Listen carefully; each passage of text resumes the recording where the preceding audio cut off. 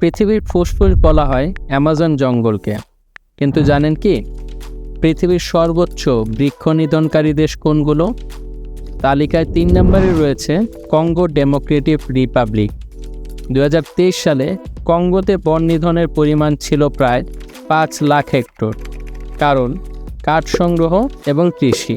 দ্বিতীয় স্থানে রয়েছে বলিভিয়া। 2023 সালে বলিভিয়ায় বন নিধনের পরিমাণ ছিল প্রায় 5,04,000 হেক্টর, কারণ দাবানল এবং কৃষি। নাম্বার 1 পজিশনে আছে ব্রাজিল, যাকে বন ধ্বংসের রাজা বলা হয়।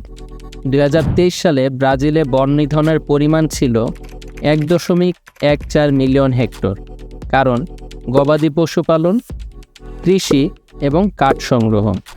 বন উজাড় করা মানেই জলবায়ু বিপর্যয়, বন্যপ্রাণীর আশ্রয়হানি, বৈশ্বিক উষ্ণতা বৃদ্ধি।